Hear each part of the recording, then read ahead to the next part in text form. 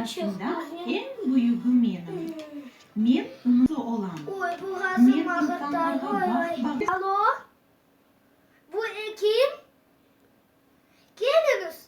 Ben hastalandım. Boğazım pek ağrıdı. Gelirsiniz yaxşı. Ve pek öksüreyim.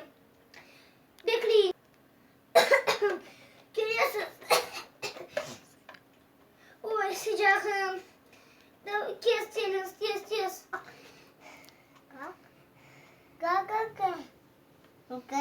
pek hastalandım. Öteyim Lütfiye. Benim gerek... Ukol yap ayaka Ben ya. de gerek sıcağımı ölçeme gerek. Yap. Ukol yapacaksınız. Yaxşı gelin ukol yapın. Oy ne korkam. Vay. Ay. Oy. Nasıl ağırttı. Ben de sıcağımı. Oy. Kalk. Evet. Başım. Ama çok mu? Çok. İlaç vereceğim. Oy ben nasıl yerim? İlaç de. İlaç. Ver ilaççık ver aka.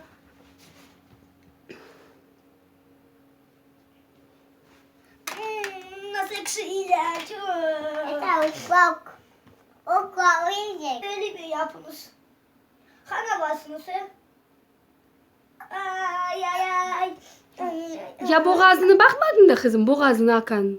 Uy. Boğazı. Gerek.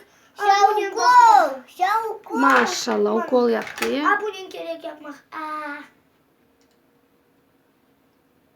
Yaxşı yok. Kırmızın.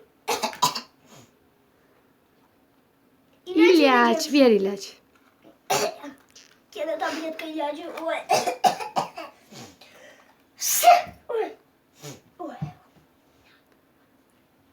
Oy nasıl ekşi gerek suya içmek. Adam okul. Bu. Ay elçigim. Gerek pamuk koymağa pamuğu var. Sizce pamuğu yoktur. Oy.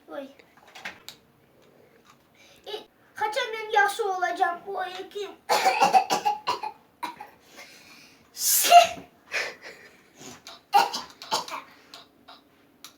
Evet. 2, 3. 1, 2, 3.